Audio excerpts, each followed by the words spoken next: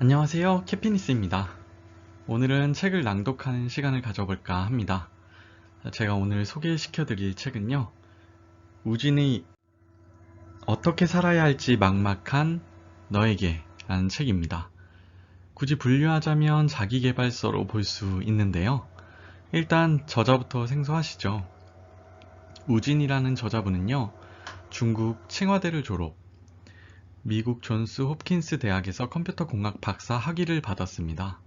구글 초창기 핵심 연구원을 근무하면서 한중일 검색 알고리즘 등을 설계했으며 중국 최대 IT 기업이자 세계 최대 게임 회사인 텐센트에서 검색 부문을 총괄하는 부사장을 지냈습니다. 이후 구글을 거쳐 2014년부터는 실리콘밸리의 벤처 투자사를 설립해 운영하고 있죠. 이런 어마어마한 성취를 이룬 우진은 사랑하는 자녀들에게 어떤 인생의 조언을 들려주었을까요? 저자는 멍화와 멍신이라는 두 딸의 아버지인데요. 제가 지금부터 낭독해 드리려는 책은 우진이 두 딸들에게 쓴 편지를 주제별로 엮은 책입니다. 총 6장의 방대한 이 책을 제가 여러분들께 차곡차곡 하나하나 읽어 드릴까 합니다. 여러분도 인생의 소중한 배움을 이 책을 통해 얻으셨으면 하는 바람입니다. 이 책의 낭독을 허락해 주신 5월 9일 출판사에 감사를 표하며 시작하겠습니다. 1장 인생을 대하는 태도. 첫 번째 편지. 긍정적인 태도가 가장 중요하다. 멍화는 MIT에 입학하기 전 자신이 어떤 인생을 살았으면 좋겠냐고 물은 적이 있었다. 이 편지는 멍화를 보스턴에 데려다주고 돌아오기 전에 전해준 것이다. 멍화에게. 네가 이 편지를 열어볼 때쯤이면 나는 보스턴을 떠나 캘리포니아로 돌아가고 있을 거란다. 이제 정말 혼자만의 인생이 시작되었구나. 며칠 전 네가 어린 시절에 관한 일들을 물은 적이 있었지. 그 후로 가만히 생각해보니 너의 유년 시절은 참 즐겁고 행복했었던 것 같아. 네가 어렸을 때는 나 역시 시간적 여유가 많았던 터라 퇴근하고 집에 돌아가면 많은 시간을 함께 보낼 수 있었단다. 그때는 공부 때문에 스트레스 받을 일도 없고 그저 그 순간을 즐기기만 하면 되었지. 아빠로서 나는 네가 앞으로의 인생도 그렇게 즐겁고 행복하기를 바랄 뿐이야. 물론 엄마도 같은 생각이고. 아빠는 1996년 미국 볼티모어에서 유학생활을 시작했단다.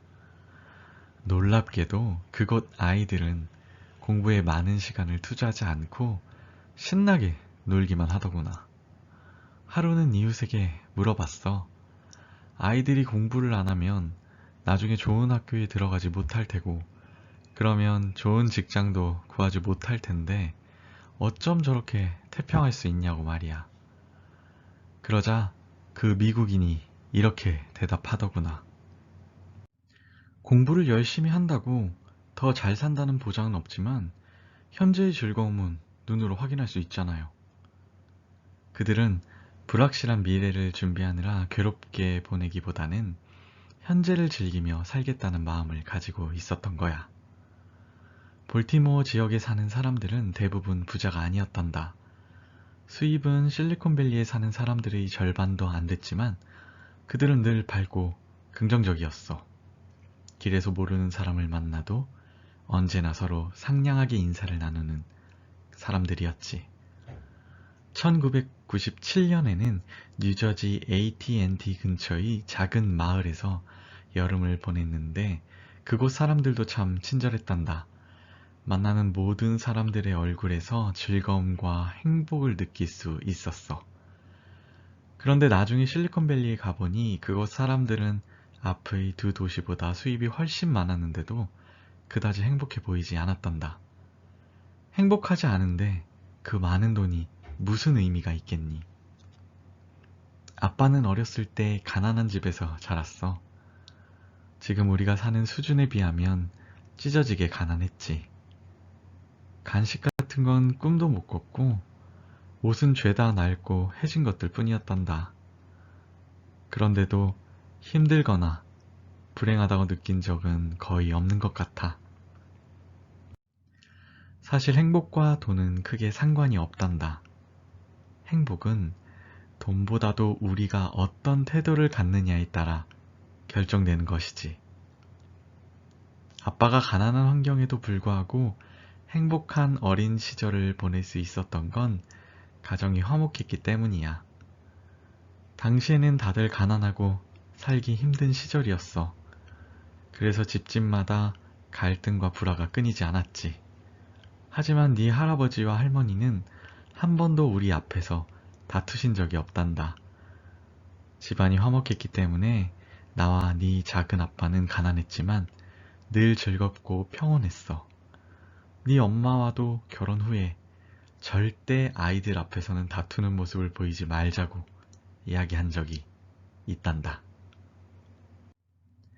부부 사이의 갈등은 아이들이 보지 않는 곳에서 해결해야 한다고 말이야. 이처럼 즐거움과 행복은 화목하고 평온한 가정에서부터 만들어지는 것이란다.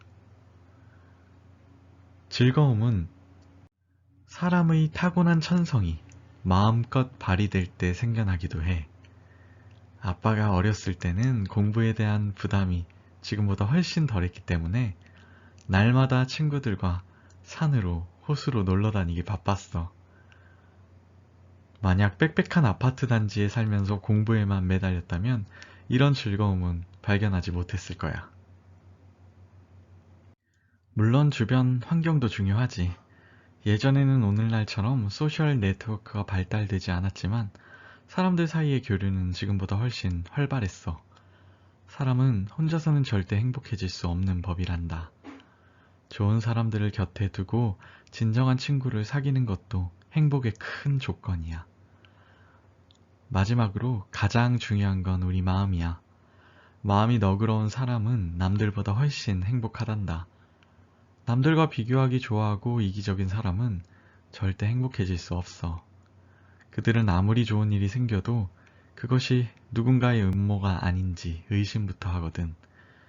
간디는 삶의 대부분을 감옥이나 가난한 시골 마을에서 보냈지만 마음은 늘 평온하고 행복했다고 해. 그러니 아무리 열악한 환경에서도 마음을 잘 다스린다면 충분히 행복할 수 있을 거야. 지위가 높고 임무가 막중한 사람일수록 마음을 잘 다스려야만 진정한 행복을 찾을 수 있단다. 사람은 누구나 행복하게 살기를 바라지. 어떤 사람은 돈으로 행복을 살 수 있을 거라 생각하지만 돈으로 누릴 수 있는 행복은 아주 제한적이란다. 돈은 특정 수준을 넘어서면 그저 종이 위에 찍힌 숫자에 불과해. 생각해보렴. 돈이 차고 넘칠 정도로 많지만 매일 주변 사람들을 의심하느라 아무것도 하지 못하는 사람과 돈은 별로 없지만 하고 싶은 대로 무엇이든 할 수 있는 사람 중에 누가 더 행복하겠니? 아빠는 스스로 행복한 사람이라고 생각한단다. 이런 생각을 할 수 있는 건 그동안 다음과 같은 4가지 노력을 기울여 왔기 때문이야. 첫 번째는 배움을 게을리하지 않았다는 거야. 시대의 흐름에 맞춰 새로운 지식을 쌓고 세상이 어떻게 발전하고 있는지 이해하는 것은 아주 즐거운 일이란다. 너희들에게 공부는 평생 해야 하는 것이라고 강조하는 이유도 바로 이 때문이야. 두 번째는 꿈을 갖고 그것을 이루기 위해 노력했다는 것이야. 꿈이 없으면 행복을 논할 수 없단다. 또 꿈은 있지만 아무 행동도 하지 않으면 스스로에게 계속 실망하고 괴로워지지. 그러니 꿈을 가졌다면 반드시 그 꿈을 이루기 위해 행동해야 해. 세 번째는 사람들과 어울리며 언제나 상대방을 존중하고 포용하는 자세를 가졌다는 것이야. 아빠는 살면서 되도록 다툼은 피하려고 노력했어. 다툼이 전혀 없을 수는 없지만 다툼을 줄이는 노력은 충분히 할 수 있지. 사람들과 잘 어울리려면 자기만 잘났다는 식으로 남을 깔보는 태도는 반드시 경계해야 한단다. 네 번째는 인생을 조금 더 멀리 보는 것이야. 아직은 이 말이 무슨 뜻인지 잘 모르겠지만 아빠처럼 나이가 들면 이해할 수 있게 될 거란다.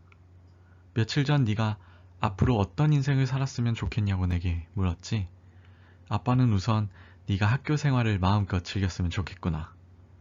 좋은 성적을 받는 것보다 네 인생을 즐기는 것이 우선이라는 걸 기억하렴. 그리고 무엇보다 살면서 어떤 일을 겪든 긍정적인 마음가짐을 잃지 말고 즐겁게 살기를 바란다. 아빠가. 두 번째 편지. 행복의 유래. 똑같은 책을 함께 읽는 것은 우리 부부가 두 딸과 소통하는 방법 중 하나다. 아이들의 학교에서 추천해준 책을 우리도 함께 읽고 딸들도 우리가 추천해준 책을 읽는다. 하루는 멍화가 멍신에게 전화를 걸어 요즘 무슨 책을 읽고 있는지 물었고 멍신은 아빠가 추천해준 책을 읽고 있다고 대답했다. 그날 멍화는 내게 이메일을 보내 그 책이 어떤 내용이며 재미있는지 물었다. 멍화에게. 최근 네 동생이 읽고 있는 책은 뉴욕타임즈 베스트셀러 작가인 댄 뷰트너의 블루존이라는 책이란다. 블루존은 인류학 용어로 평균 수명이 유난히 긴 장수 지역을 의미해. 멍신이 책을 다 읽고 나서 우리는 함께 토론을 했어. 네가 이 책을 읽어도 좋고 읽지 않아도 괜찮지만 너와도 이 책의 주제인 행복에 대해 꼭 한번 이야기를 나누고 싶었단다. 먼저 뷰트너의 책에 관한 이야기를 해보자꾸나. 그는 행복에 관해 굉장히 일리 있는 몇 가지 관점을 제시했어. 먼저 행복은 돈으로 측정할 수 없는 일종의 느낌이라는 거야. 물론 이 느낌은 허무맹랑한 공상이 아니라 사람이 생활하는 환경과 밀접한 관련이 있는 것이란다. 책에서는 코스타리카 사람들의 행복감이 다른 지역 사람들보다 높은 이유는 그들의 생활 환경 자체가 스트레스가 적고 유쾌하며 많은 돈을 필요로 하지 않기 때문이라고 설명했어. 적은 돈으로 유유자적하며 살고 싶은 사람이 코스타리카에 산다면 분명 행복을 느낄 거야. 반대로 싱가포르에서는 돈을 많이 버는 사람일수록 행복하다고 느낀대. 오히려 열심히 일하지 않고 무슨 일이든 크게 신경 쓰지 않는 사람을 가장 안 좋게 생각한다고 하는구나. 이런 가치관을 가진 사람이 코스타리카에 가면 행복할 수 있을까? 분명 그곳의 문화와 풍습이 맞지 않아 행복을 느끼기 힘들 거야. 그건 코스타리카 사람들도 마찬가지고. 여기까지 쓰고 보니 네가 MIT를 선택하기를 잘했다는 생각이 드는구나. MIT에는 너와 비슷한 친구들이 많으니 아주 잘 맞을 거야. 하지만 만약 네가 컬럼비아 대학교를 선택했다면 학업에 대한 부담은 적었을지 몰라도 지금만큼 학교 생활이 즐겁지는 않았겠지.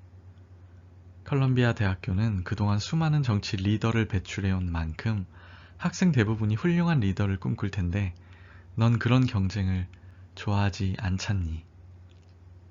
다시 책 이야기로 돌아오면 뷰트너는 행복하기 위해서는 기본적인 보장이 필요하다고 말했어. 그는 행복지수가 특별히 높은 나라로 코스타리카, 덴마크, 싱가포르를 꼽았어. 세 나라는 정치 제도가 서로 달라. 코스타리카와 덴마크는 사회주의 색채를 띠고 있고 싱가포르는 전형적인 자본주의 국가로 개인의 노력을 중시하지. 하지만 한 가지 중요한 공통점이 있어. 그건 바로 사회보장 제도가 탄탄하다는 거야. 그래서 생계에 대한 큰 걱정 없이 자신의 이상을 추구하며 살 수 있는 거란다. 지금까지 뷰트너의 관점에 대해 이야기했으니 이제 아빠의 생각을 이야기해 볼게. 행복에 관한 아빠의 생각은 크게 두 가지야. 먼저 지구상의 모든 생명체는 본능적으로 종족 번식을 한단다. 행복을 연구하는 학자들은 이것이 행복의 원천이라고 해.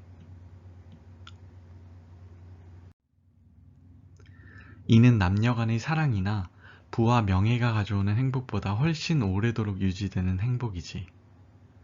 사람도 다른 생명체들과 마찬가지로 유전자 계승에 대한 사명을 지니고 있고, 그래서 자신의 생명이 유전자를 통해 세대를 거듭하며 계속 이어지는 것을 보면 자기도 모르게 행복을 느낀단다. 그러나 이런 행복은 어느 동물이나 느끼는 것이고, 사람은 더 높은 차원의 행복을 추구해. 그것은 바로 자신의 존재와 행위를 통해 이 세상에 발자취를 남길 때의 행복이야. 우리는 자기 말이나 행동이 세상에 긍정적인 영향을 주었다는 사실을 알게 되었을 때 진정한 즐거움을 느낄 수 있어.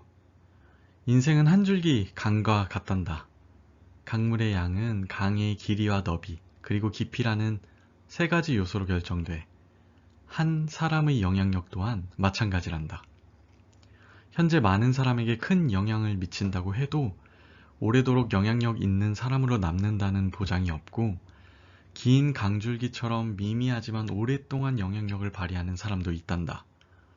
둘 중 어떤 강의 물이 더 많은지는 정확히 알 수 없지만 나는 후자의 강을 더 선호한단다. 아무리 오랜 시간이 흘러도 끊이지 않고 굽이굽이 흘러가기 때문이야. 모차르트는 이미 2세기 전에 세상을 떠났지만 여전히 세계 곳곳의 많은 사람들이 그의 고향인 짤츠부르크를 찾는단다. 베토벤, 미켈란젤로, 뉴턴도 마찬가지야. 아빠가 종사하고 있는 컴퓨터 공학 분야에서는 앨런 튜링이나 존 폰 노이만 같은 인물들이 여기 해당하겠구나. 물론 누구나 이렇게 위대한 인물이 될 수 있는 것은 아니지만 그래도 상관없단다. 세상에 조금이라도 긍정적인 영향을 줄 수 있다면 그것만으로 큰 행복을 느낄 수 있으니 말이야.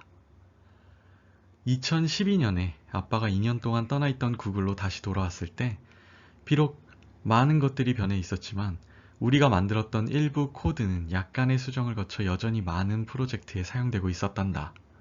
그때 아빠는 굉장히 큰 행복을 느꼈어. 그것은 회사에서 아무리 큰 돈을 준대도 느낄 수 없는 행복이었지. 모든 사람이 생전에 자신이 이룬 업적의 영향력을 확인할 수 있는 것은 아니야. 뉴턴과 베토벤은 비록 자손을 남기지는 못했지만 사는 동안 자신의 업적과 영향력을 직접 보고 들을 수 있었으니 비교적 행복한 삶을 살았을 거야. 하지만 대부분의 사람은 업적을 이뤄도 살아생전에 빛을 발휘하지 못할 뿐더러 영원히 눈에 띄지 않기도 한단다. 그럼에도 그들이 성과를 내는 건 세상에 아주 작은 아름다움이라도 남길 수 있으리라는 믿음 때문이야. 모차르트가 생전에 매일 곡을 쓰고 음악을 연주한 것도 바로 이 때문이지. 그는 자신이 후대에 위대한 음악가라는 칭호를 받을 줄도 몰랐고 그러한 칭호를 중요하게 생각하지도 않았어. 그에게 중요한 일은 오직 아름다운 음악을 작곡해 사람들에게 들려주는 것이었지. 바로 이러한 마음가짐이 모차르트라는 위대한 인물을 만든 거야. 지난번에 왜 미국인들은 부자가 아닌 사람들도 대학에 많은 돈을 기부하냐고 물었지. 러시아의 소설가 막심 고리키의 말이 너희 질문에 좋은 대답이 될 수 있겠구나. 주는 것은 받는 것보다 훨씬 즐거운 일이다. 대학이나 병원 혹은 자선단체에 돈을 기부하는 이유 역시 그들이 베푸는 즐거움을 알기 때문이야. 그들은 이러한 기부가 자녀들에게 유산을 물려주는 것보다 즐거운 일이라고 생각해. 자신의 돈이 더 넓고 깊고 길게 영향력을 미치는 방법을 아는 거지. 로버트 오원은 인류의 모든 노력의 목적은 행복을 얻기 위한 것이라고 말했어. 사실 우리가 많은 일을 하는 이유도 바로 이 목적 때문일 거야. 아빠는 네가 무슨 일을 하든 행복이 삶의 이유이자 목적임을 잊지 말았으면 해. 너희 행복을 빌며 아빠로부터. 네, 2번째 편지까지 낭독을 했습니다. 다음 방송에서 이어지는 3번째 편지부터 낭독을 할 것을 약속드리겠습니다. 자, 영상을 마치겠고요. 당신의 행복과 성장을 응원하는 캐피니스였습니다. 방송이 도움이 되셨다면 구독과 좋아요를 부탁드릴게요. 다음에 또 뵙겠습니다.